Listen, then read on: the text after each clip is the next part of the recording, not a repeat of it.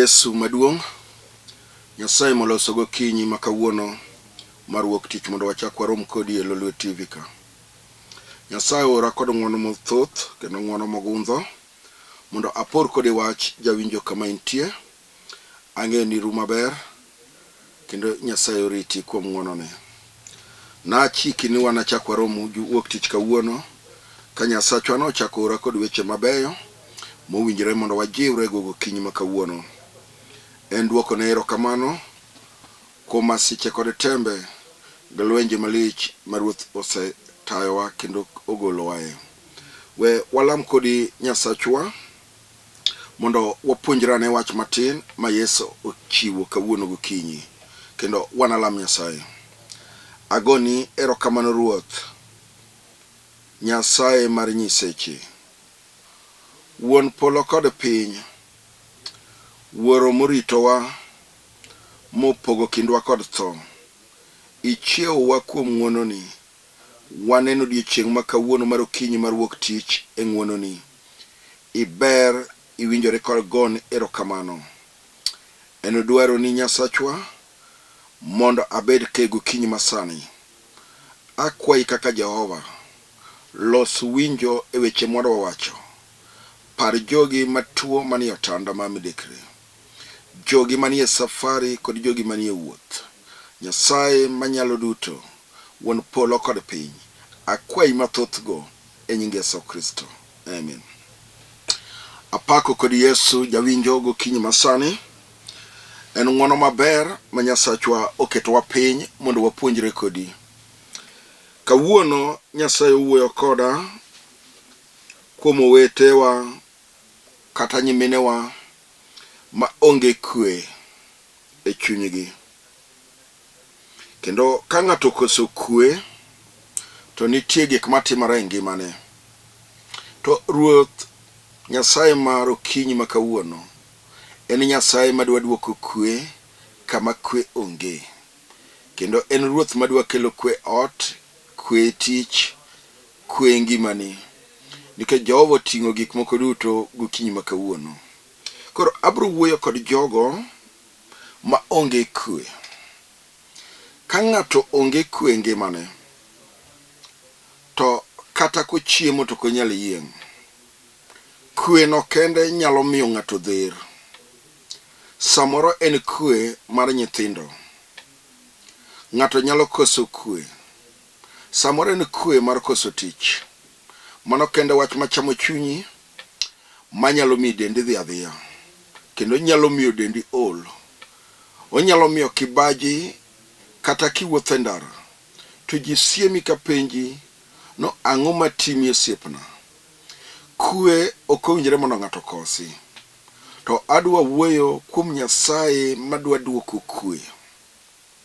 Aneno ka osiepna kamibetie nitie wach mosemayi kwe.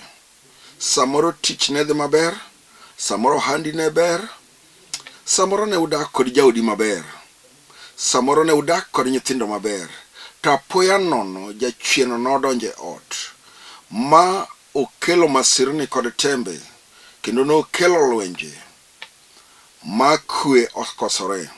Akanyo pok kwe oduoge ngimani. Samoro en matuo.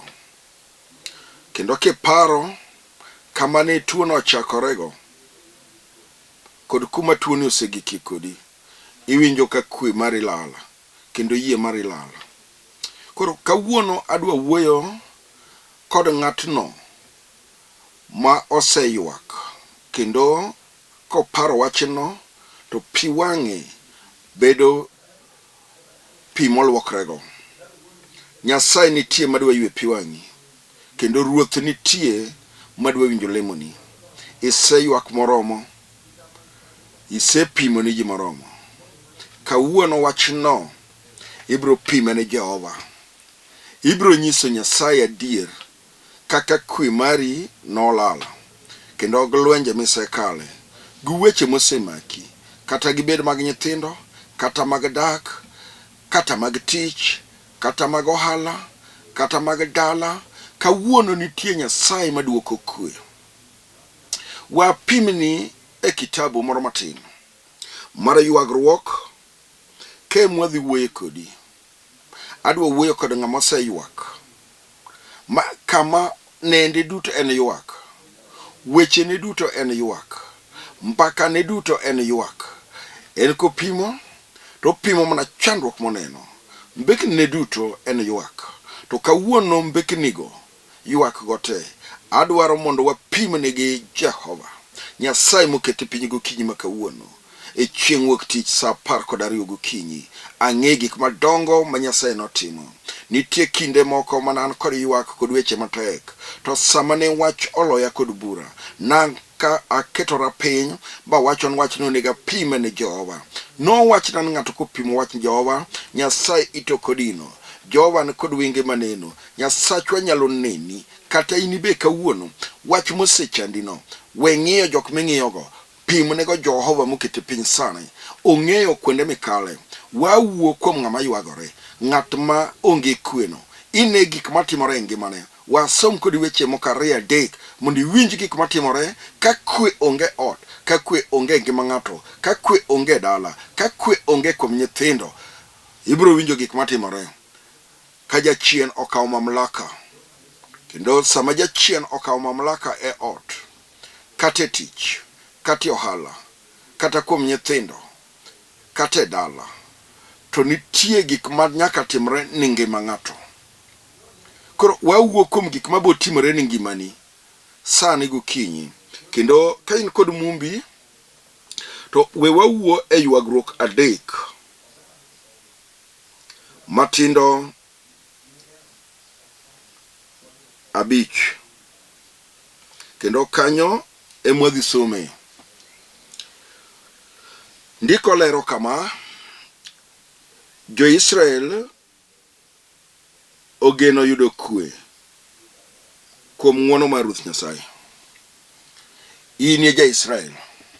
Kawuono geno nitie.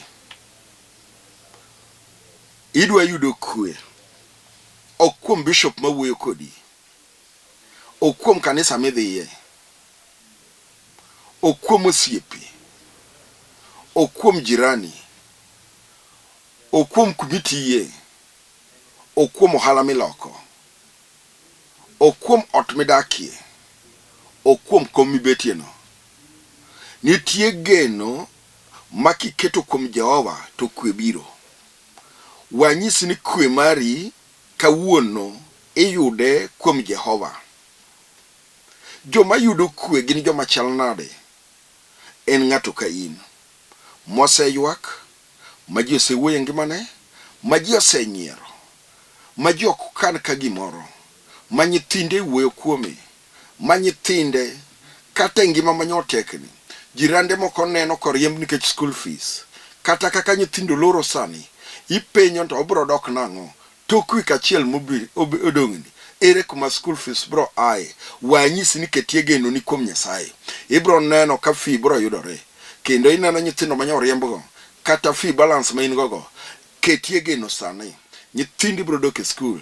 Kata kineno ka nyathi oduogo gi report maber. Ok ineno ko performe kama no performie. Kawie geno no kawuono. Nyasaye bro mi kwe. Ketie ni lamo.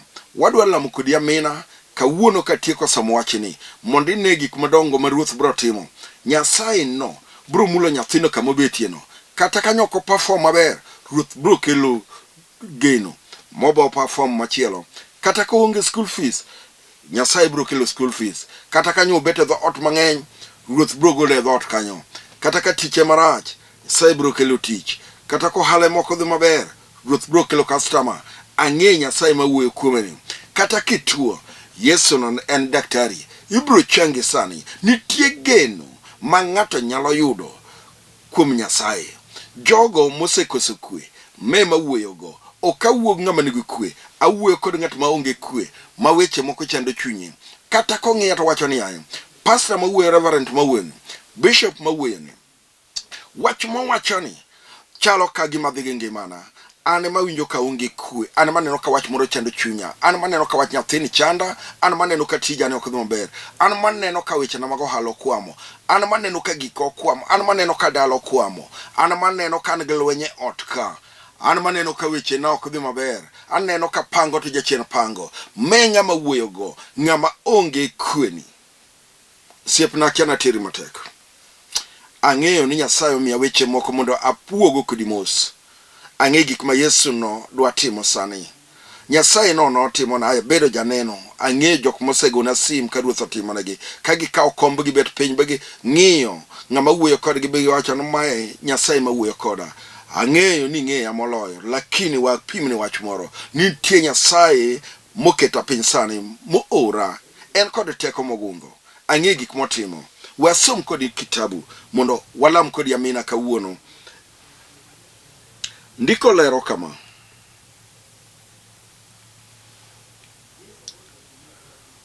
oluora gi gik mamiyo chunya lit kod olo. Abich matindo. Adek, abich matindo.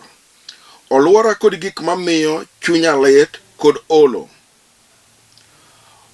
Omiyo adak kuonde motimo mudho, mana ka ng'at mane otho chon. Wawuok kuom gik moluori. Wawuok kuom koko moluori. Wawuok kuom chandruok moluori. Wawuok kuom weche moluori. Nitie gik moko ma koluoro ngimani, to nyaki ol.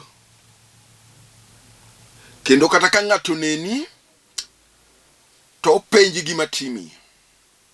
Gigo nyalo chamo dendi, midher, gik mawegi, koluori kod jomaricho, ma en Satan, to chamo dendi.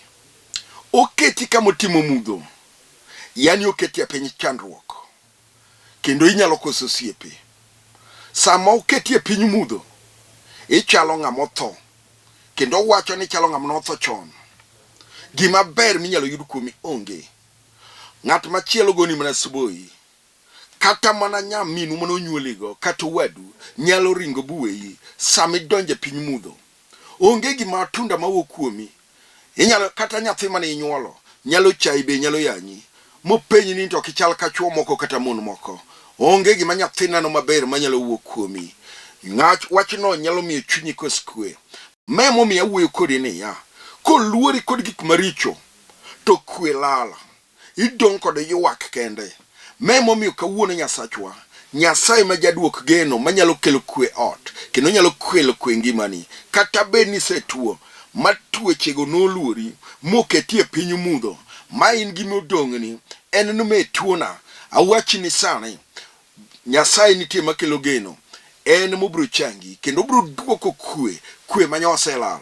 Ang'e ruodhwa no, sama nyo walamo e piny thurwa mar Kenya, mondo kwe bedie, Nyasaye ok jamriambo, nosingo nono bro kelo kwe. Nyoji oneno kwe, kendo ng'ato ka ng'ato nyokalo, kendo peace no nyone, nyaka gi piny mangima. Nyasaye ok kuod wiji, kata sani, Ruoth ok nyal kuodo wiyi. Ang'eyo, ubro kelo kwe odika, gik ma onge bro betie, winjruok ma onge bro betie. Nyasach kweno, en ka odonjo kamoro, to nitie gik mitimo. Gima osetimi, oseluori gi jomaricho. Jachien oseluoro ngimani, oseluoro ka tich, oluoro kar ohala, oluoro nyithindo, oluoro dhako, oluoro dichuo, oluoro ubotweyo, uboketo piny. Mi wachi ni osemiyo dendi dhi adhiya. Ochiemo moloyo kimi. Oingo tibi gi tuoche mawinjo. Ochamo del, bomuodo. Ka kwe onge, moluori gi jomaricho, to gikaw kwe gidhigo, to idong kod ywak kod chandruok.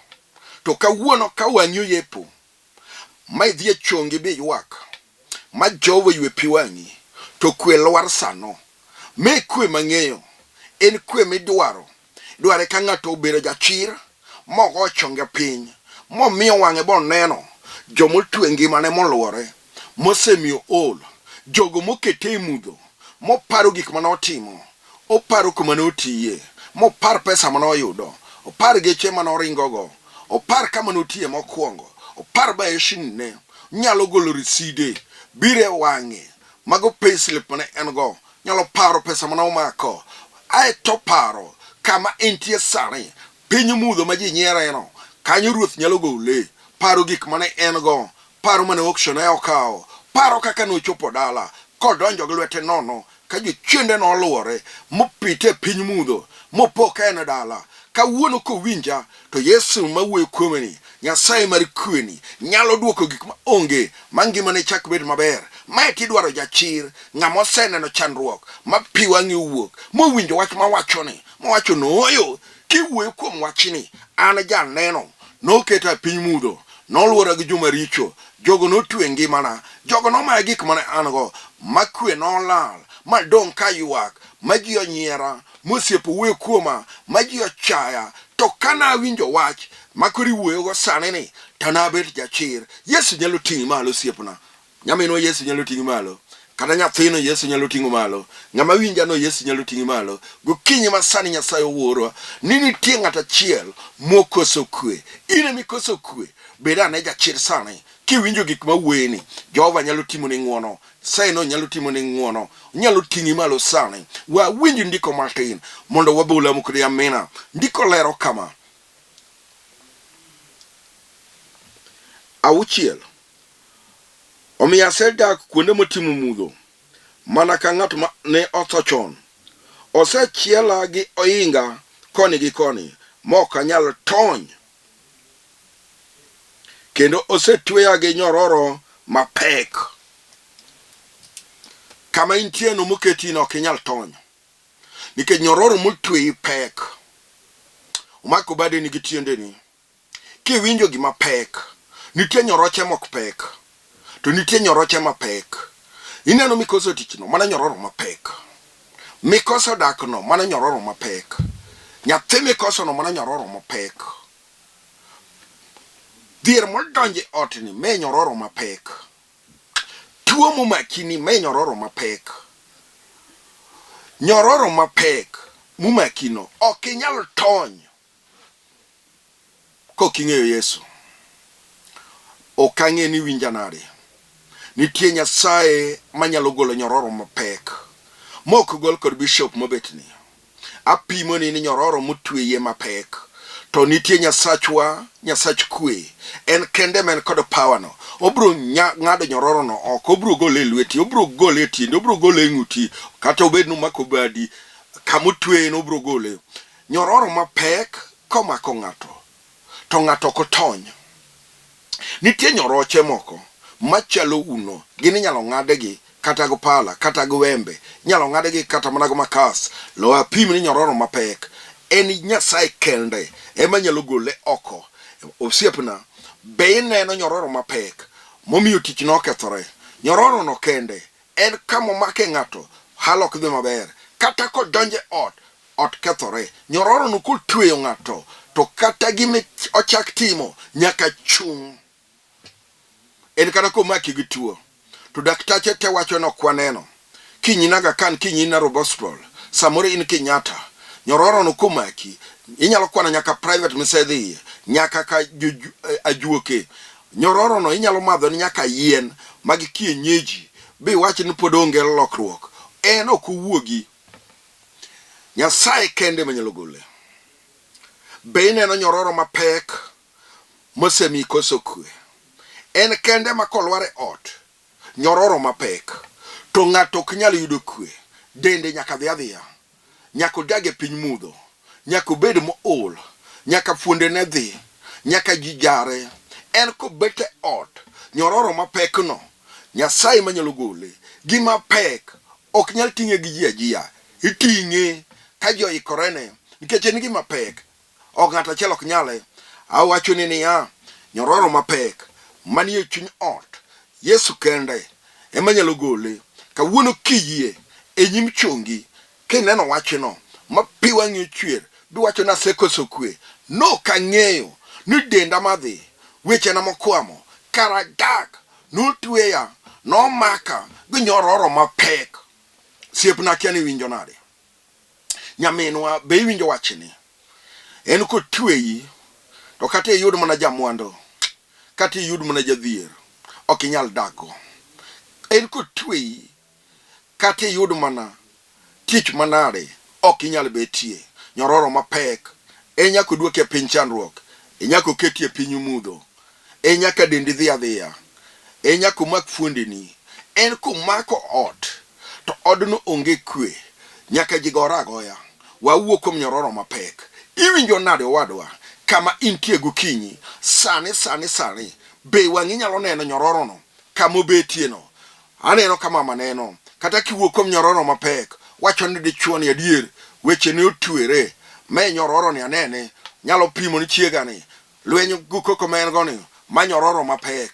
Neno kaka nyathi angaika. Kata weche ne mag nyathi. Mag dhi skul otamare. Kata sani. Figu go pobare. Wacho ni ma nyororo mapek. To ko winjo ni Yesu gole kuom yie. Ka ng'ato gochonge piny. Mo wacho no oyo. Aneno gini e oda ka. Ochalo jachien. Kare nyororo mapek. To ka Nyasaye magole. Tabro gochonga piny. Abro ywak ni Jehova. Abro pimo ni Nyasachwa no. En ma en gi teko. En ma nyalo duto. En ma ka ng'ato yie kuome. Tipudhe oko. Ok an. Jehova ema pudhe. Kiwinjo wachni. Mineno wach machandi. Nyasaye nyalo golo nyororo mapek oko. Samo wuok mokete oko. To kwe betie. Samo wuok mokete oko. Chang betie. Samo wuok mokete oko. Tich yudore. Samo wuok mokete oko. Nyathi yudore. Nyororo no kopudhi mokete oko. Dak yudore. Sani. Iwinjo nade owadwa? Wach manne. Mineno ka ni nyimi. Maka nilamo Yesu. Tinyalo wacho no oyo. Asewinjo wach. Aonge kwe. Karo nyororo nadago. Nyororo ni osemi dendo dhi. Seketa pinyu mudho. Semiyo dendo dhi adhiya. Nyororo no kende. Ka ng'ato yie. To inyalo pudhe oko.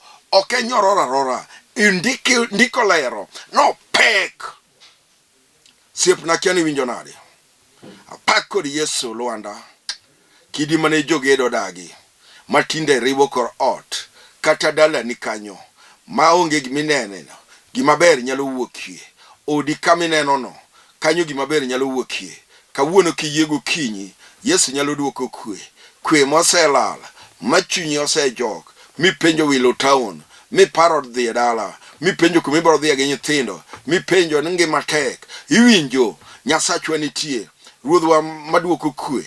Wach ni sani kigeno kuome. Kigeno kuom Jehova. To nitie gimodwa timo. Akia ni winjo nade osiepna. Be wach ni dhiye gi ngimani. Be neno wach moro machandi. Makata ka wuoyo kuom nyororo mapek. Ti wacho no oyo. Odake ma gini odakie. Gine ni adala naka. Kiwuoyo kuom gini anene gi wang'a. Otweyo gik moko te. Kata kumenyo wach na dhiye interview. Mago ka dhiye onge duoko mawuok. Ineno nyororo mapek. Otwe onge kumenyo nyalo sude. Awinjo ni Nyasachwa no kende. En maka ng'ato yie kuome to pudho nyororo. Aeto kwe bete ot. Onyalo pudhe. Tiwinjo ka kwe donje ka tich. En ko pudhe oko to kata ohala. Dhi maber. Ko pudhe to rieko donje wi nyathi. Kana sani ko pudhe to ruoth chulo gopego te. Nyasaye jang'uono. Odwaro ng'at moyie. Wasoma chiel mondo walam kod Yamina. Ang'eyo kaka sadhi. Wabolamo kod Yesu maduong'. Ndiko lero nang'o. 8. Bende kata ka ywak kendo aluonge mondo okonya. To ok odwar winjo kwayona. Osegeng'o yore ma adwaro luwo gi kite mopa. Omiyo awuotho e yore mogondore. Obuto namna ka ondiek kata ka sibuor mobuto kama opondo. Amen. Wawuo kode. Jachien osebutoni kama opondo. Ochalo sibuor. Oseikodi marach. En mosemi iseyuak. Ben mosemi weche ni okwamo. We waluonge ni sibuor kata ondiek. Kawuono ronene. Ene mosemi weche ni okwamo. En mosemi otwe kod nyoroche. En mosemi iwuothe bugo. En mosemi giki ok dhi maber. En mosemi yore ni okwamo. Iluonge ni sibuor, iluonge ni ondiek. We awuo kuom Nyasachwa no. Nyasaye mane kode teko. Iluonge ni jachien gi thuolo masare. Nyo waluonge ni Lucifer.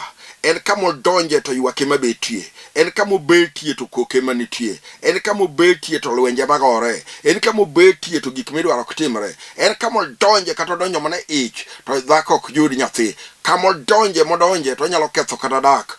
Ang'eye iluonge ni Lucifer Sibuor, we waluonge kawuono ndie kata simba, nyinge duong', onyalo timo gik madongo ka ng'ato onge yie. Wawuog dichwo achiel ng'ama chunya neno, wacho ni kikaw kwe tabro kaw kwe gokinyi sani, chunya osechandore, aseyuak moromo, ji oseyuaga, abayuak, to kata kamano asewinjo wach, abro gochonga piny mondo jadolo kata jatelo kata ng'at malemoni lemna, abro luonge gi nyinge mahero. Wawachni ni sani Nyasaye ora kod wach malich, ka chunyi odembore bi yie, to Nyasachwa, Nyasach kweni bro miyi kwe, obro kelo kwe e ot kama intie, obro kelo kwe ka tich, dhi kelo kwe, gik misedwaro nyalo yudore ka chunyi emodembore. Wawuog ng'ama chunya dembore, aneno ka ng'ato chunye oseneno no oyo wach miweni chal gadiera, adwa lama mina sani. Wawach gi ng'ama oseikore, aneno ka mama moro achiel chunye chandore, owacho no oyo aonge kwe chunya, aonge wach moro, awinjo ka wach moro chando chunya. Aneno ng'ama oikore, wadwa moro, aneni kiseikori, wadwa lamo kodi amina. Nyasach hono, Nyasaye mosepuonja mondo puonjra kodi ni chunyi nyaka bed gi kwe kawuono. Sekoso kwe kuom kinde mathoth, sekoso kwe kuom ndalo moromo, sekoso kwe nikech wach tuo, sekoso kwe nikech wach tich, sekoso kwe nikech wach dak, sekoso kwe nikech wach nyathi, sekoso kwe nikech weche mang'eny. To kawuono ka Nyasaye oketa piny, adwa ni mondo alam kodi. Ting' lweti malo kama intie, inyalo go kata chonge piny, inyalo mako kata TV, inyalo kata ninde uma kaka ineno, inyalo kata mana bet gi siende nikech Nyasaye ni kod duoko sani. Adhi weyo teko maro maler mondo Ruoth chiw duoko. Akaka neni no yuaga ni Jehova, aneno ng'ata chielo seting'o lwete malo, mane ma wacha, aneno ng'ata chielo se umo wang'e piny, erokamano kula wi mama, aneni kama intieno, Roma Nyasaye wuoyo koda, aneno chandruokgi. Jehova osewacho ni sani nitie lokruok mabiro, ang'eyo kaka Jehova tiyo. Wadwa lamo kodi amina, Ruoth man gi teko, Nyasaye manyalo muli kama intieno. Nyathi ting'a lweti malo, ang'eyo kaka nyiwuok e skul, ang'eyo weche matek mani odu kanyo, ang'eyo ni Jehova bro timo ng'wono, ibro dok e skul, sa oromo sani ma Ruoth dwa timo gik madongo. We luor, ting'a lweti malo kama intie, nyako kata kijana ting' lweti malo, ang'eyo skul misome ni Ruoth bro keto rieko e wiyi, kata kanyo ke perform maber, ting' lweti malo. Ruoth wadwa timo gimoro. Agoni Nyasachwa erokamano, agoni erokamano Ruoth Nyasaye malich molo nyiseche, Ruodhi hono, Ruodhi ngima, Ruodhi chengo, mama no tuo ene kitanda mar midekre. Agoni erokamano Ruoth Nyasaye manigi teko, aweyo teko maro maler mondo miye ngima, mondo miye chang. Par mama no oseyuak, ode onge kwe, gionge kwe, owadwa no onge kwe e tich, e ngimane, e dakne, e dalane. Erokamano Ruoth Nyasaye mapok nolo, wawuok kuoni kod weche matek, ang'eyo gik madongo malich mitimo, uting'o lwete malo kama intieno, awuok kodi Ruodhi ngima, isetimo sani, pare mondi gwedhe, mondi ting'e malo e nying Yesu Kristo, amen. Apako Yesu Nyasaye malich, ang'eyo ni kawuono minena mokwongo, samoro king'eya. Nyinga en Bishop Francis Oduor Opell, an wuod Lagos Siaya, adaki e piny Nairobi ka an e piny Komorok, aleme Africa Revival Center of East Africa. Namba na en 0720 86 39 11, 0720 86 39 11. Warom chieng' wuok tich sa 12 gokinyi sama kama. Ng'wono ma Nyasaye mondo umu, Ruoth mondo gwedhu. Ibed godi chieng' maber, kendo Ruoth wan mondo riti. Kwe mar chuny mondo bed kuomu, Nyasaye osemiyi kwe. Amen, amen, amen, amen.